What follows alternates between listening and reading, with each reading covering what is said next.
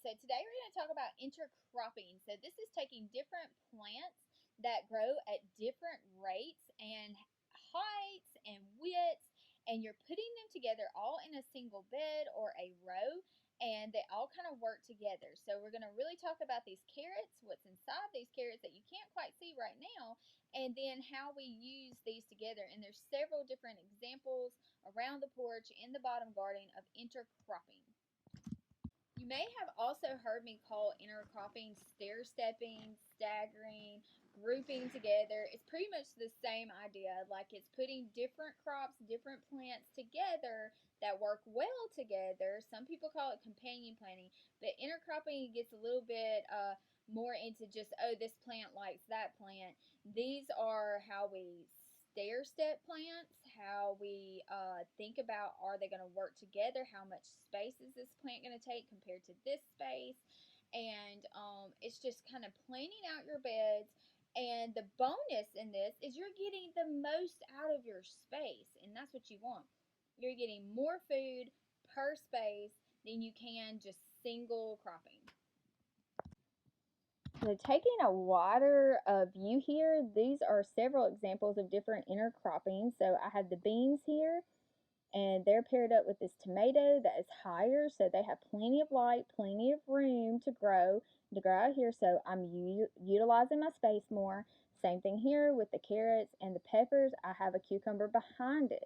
So the cucumber is using that vertical space, okay? So you're using as much space as you can. You're getting as much food as you can into one bed, one spot. When you are intercropping, you want to think deep, low, medium, high, vertical. Okay, so if you can think that way and try to get as much bang for your space, that's what you want to do. So I'm going to show you some examples. A great bed of thinking deep and low and high. So carrots go deep. We have lunchbox peppers in the middle. Once the carrots are out, they will grow up higher. Okay, so they're kind of low right now. And then we are thinking vertically on our cucumber. So our cucumber is going up. Same thing on that tomato. So we have the beans that are lower. They have plenty of light down here because we've trimmed up. They can hang over even. And then our tomato is growing vertically up. And I put it in a place that's not casting shadow on anything. And right here, this tomato probably eventually will. So I need to think about that behind there is, what am I going to plant behind there that's not going to be affected by that cast of shadow? Well, carrots that are in here, they don't mind the shadow, right? So thinking deep, got my beans, thinking medium and over. They're going to hang over on this side. So that's how you're thinking, guys.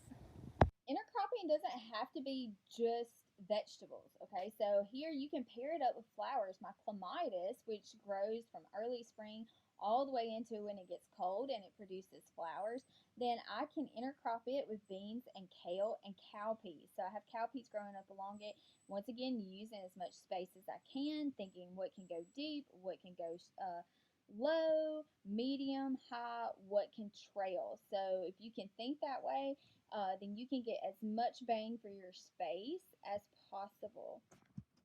So have an example of intercropping, okay, and sometimes you'll hear it called polycultures, which is also the same thing. It's like different varieties put in the same bed, and the idea is that, you know, the same as I set up on the porch, this is down the bottom. We have zucchini on that side, we have beans, and we have peppers, and then we have tomatoes. So I'm staggering those heights, I'm staggering the sizes, and where they're going to get the max benefit from each other. And the reason that I like gardening in these beds like this instead of long rows is, one, I can concentrate on one bed instead of thinking, oh my goodness, I have that whole row I have to do of tomatoes, or I have that whole row I have to do of peppers. This kind of keeps my brain in one section, and it's easy. Instead of when you have those huge long rows, you have to hoe them and you have to weed them. Here I don't have to hoe or weed that much. Once I mulch it, you know, it's easy to weed. The most weeds I have are on the edge, okay, and they can be popped with a weed eater. And it's just easy maintenance, guys, and it's just so much easier to garden in groups like this. So here's another example of staggering those plants and also using vertical space. So you can create teepees in your garden like this to create up, and then if you want to, you can plant lettuce and a root crop underneath there where you get shade, and then your bigger plants on this end, more cow panels for vertical spacing or vertical growth. And so just using your bed for max potential, you're getting as much food out of this as you can.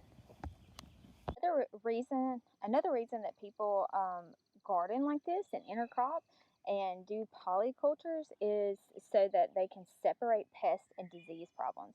Because if you have a whole row of nothing but zucchinis and if squash bugs get in there or that boar vine beetle, then your whole row, they'll just hop from plant to plant to plant to plant to plant, get down the whole row. But in here, you can catch it here before it gets to that one.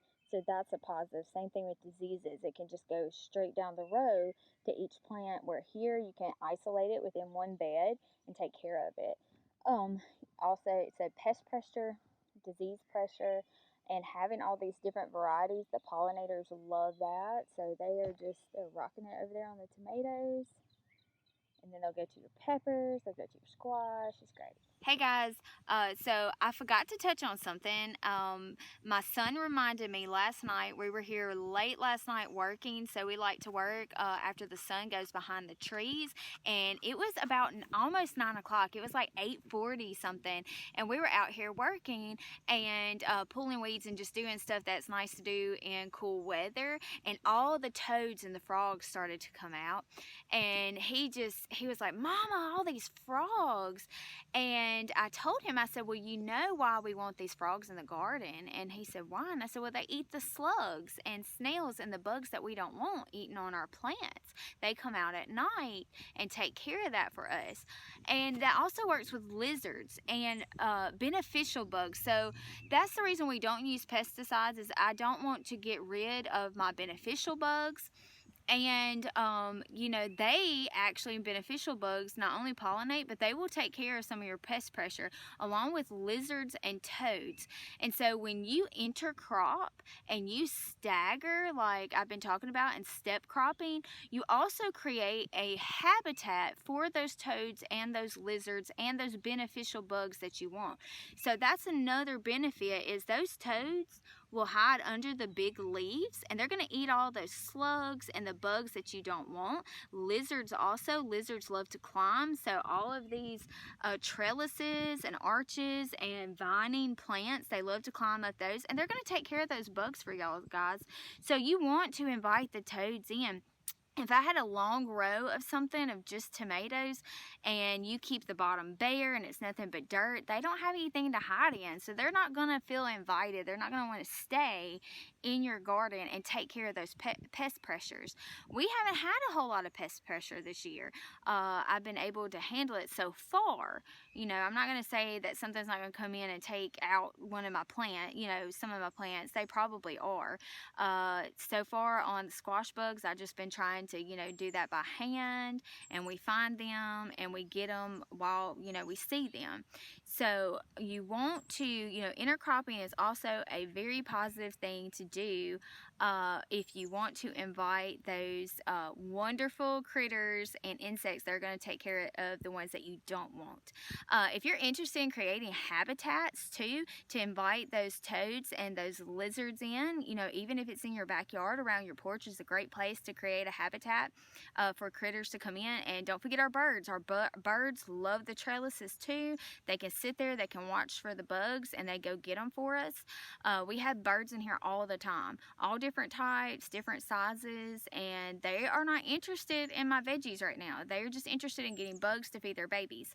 So if you're interested in inviting positive critters, so around your porch, that are fun to watch too, then check out this video that I'm going to post at the end about creating a wildlife habitat, and also how to certify your yard, backyard, garden, property as a certified wildlife habitat. So check that out. Well, I hope this helped you guys think about intercropping, okay, or cropping in there so that you can mix your plants up, and it's okay if they live together. They're cohabitating and they're helping each other with pests and with diseases, and so you're isolating those while they're having just a great plant community that's growing and working together.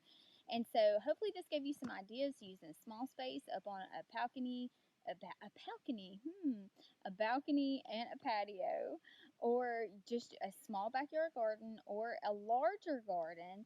So ways to think about that, instead of just, you don't have to have these huge long rows of mono, plants all planted together where it's just nothing but tomatoes, nothing but peppers. It's okay if they stagger together, if they intercrop, if they step up, all of that good stuff. So if you like this video and you learned something, please subscribe, because we're going to have more coming out. Like it, share it. You can share it on Facebook. You can send it in Messenger to a friend. You can also follow us on Instagram and TikTok. And then you can visit the Wildwood Wonder website and check us out there. So see you next time, guys.